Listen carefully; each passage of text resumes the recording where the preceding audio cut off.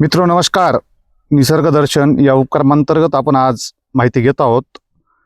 कळलावी या देशी दुर्मिळ औषधी वनस्पतींची माहिती. यास कळलावी किंवा अग्निशिखा या नावाने सुद्धा ओळखलं जातं. हे आपल्याला पावसाळ्याच्या सुरुवातीस काही चांगला पाऊस झाल्यानंतर या माळाच्या डोंगरातील अनेक झुडपांच्या मध्ये ही मोठ्या प्रमाणावरती आपल्याला दिसून येते. आणि ह्या झाडाकडे असं दुरून बघितल्यानंतर या झाडात असं वाटतं की कोणीतरी जंगलामध्ये अशी आग लावून प्रज्वलित केलेली आहे ज्योत. असेच आपल्याला ह्या फुलांच्या रचना दिसून येते. आणि असं दिसतं की भर पावसाळ्यामध्ये जिकडे तिकडे निसर्ग फुलेला असताना जंगलात कुठेतरी अशी आग लावलेली असं दिसून येत असल्यासारखं, याची ज्योत पेटवल्यासारखी आपल्याला ह्या फुलांची रचना दिसून येते. यामुळे ह्या फुलास अग्निशिखा असे सुद्धा म्हटले जाते. या नावाने सुद्धा याच्या फुलांच्या विशिष्ट रचनेमुळे त्यास नाव पडलेले आहे. ही वनस्पती अत्यंत दुर्मिळ झालेली असून आपल्या इकडे आता प्रचंड कमी प्रमाणावर आढळत आहे. आणि ह्या वनस्पतीचे औषधी उपयोग सुद्धा प्रचंड असून या औषधी उपयोगामुळेच या वनस्पतीचे प्रचंड मोठे आढळ कमी होत आहे. यास शास्त्रीय नाव म्हणून आपण ज्या शास्त्रीय नावाने ओळखतो त्यास या वनस्पतीला अग्निशिखा किंवा अग्निज्वाला किंवा आणि मराठीमध्ये त्याला आपण कळलावी म्हणतो. तर या वनस्पतीचे देशी दुर्मिळ औषधी वनस्पतीचे शास्त्रीय नाव ग्लोरियसा सुपरबा असे असून हे आपल्या इकडे पावसाळा झाल्यानंतर दिसून येते. ही वनस्पती अत्यंत विषारी असून याच्या कंदासाठी याची लागवड अनेक ठिकाणी केली जाते. परंतु आपल्या इकडे हे नैसर्गिकरित्या मोठ्या प्रमाणावरती काही काही ठिकाणी आढळून येते. याच्या विशिष्ट रचनेसाठी याची फुले बघा.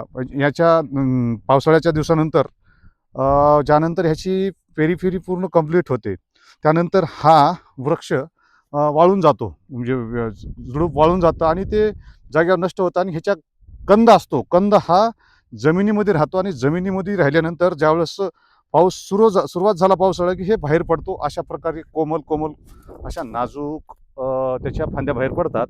आणि ज्यानंतर जसं आपण आता जून जुलै ऑगस्ट सप्टेंबर ऑक्टोबर महिन्यापर्यंत याचे हे आपल्या जीवनाची फेरी पूर्ण करते. आणि त्याच्या बघा या पाहायला आता सुरुवात झालेली आहे. तर याला बिया म्हणजे बोंड यायला सुरुवात झाली. आणि ह्यापासून त्याच्यामध्ये बिया असते. पक्षी खाल्यानंतर दूर उडून जातात आणि त्याच्यानंतर हे बीज प्रसार होतो. ह्याच्या आपण कळीची माहिती, कळी बघा, कळी कशी दिसते सुंदर. ह्याच्या हे प्रत्येक असं वाटत नाही की जंगलामध्ये जाईल त्याने आपोआप दुरून हे लक्ष वेधून घेतं. कारण ह्याच्या फुलांची रचनाच अशी आहे की कीटकांना ह्याचे परागीभवन करण्यासाठी याचे बघा हे बीजकोश श्रीकेशर, पुकेशर असे दूर आहेत.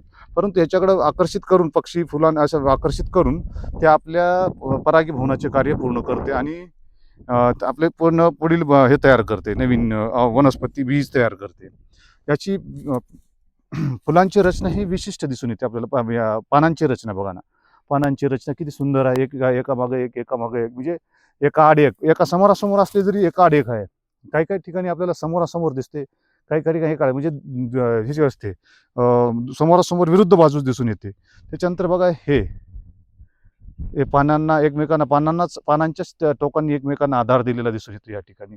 आणि अशा प्रकारे ही अत्यंत दुर्मिळ होत असलेली ही कळलावी म्हणजे ह्याच्या मागे एक नवीन एक वेगळं हे दिसून येतं आपल्या ग्रामीण भागामध्ये.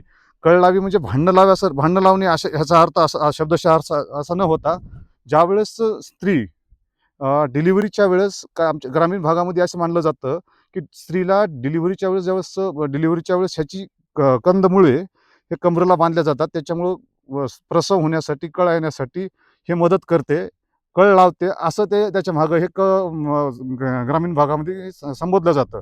कळ लावणे म्हणजे भांडं लावणे याचा हा शब्दशः अर्थ होत नाही. तसा हे अर्थ काही ठिकाणी घेतला जातो. आणि हे ग्रामीण भागामध्ये प्रचंड मोठ्या प्रमाणावरती ह्यासाठी उपयोग म्हणून वापरला जातो. याच्या सुंदर फुलामुळे असं बघा ना कशी सुंदर ज्योती लावल्यासारखं दिसते. असं ह्या ग्लोरियोसा सुपरबा या वनस्पतीची आपण आज सुंदर माहिती घेतली. आणि ह्याचे बीज सुद्धा संकलन करता येतं, ह्याच्यापासून नवीन रोप तयार करता येतं आणि लागवड सुद्धा करता येते. परंतु ह्याची रोपे तयार करून हे फक्त त्या दरम्यानच येतात की ज्यावेळेस आपण पाऊस पडल्यानंतर जुलै, ऑगस्ट, सप्टेंबर, ऑक्टोबर ह्या 2-3 महिन्या 4 महिन्यामध्येच हे आपल्याला निसर्गतः आढळून येतात. अशाच अनेक वनस्पतींची माहिती घेण्यासाठी आपण प्रत्यक्ष फिरूया आणि तुम्हाला जर वाटलं आणखी नवीन वनस्पतीबद्दल माहिती घ्यायला पाहिजे, तर तसे आपण लाईक, कमेंट्स आणि सबस्क्राईबसुद्धा करू शकतो आपण या चॅनलला.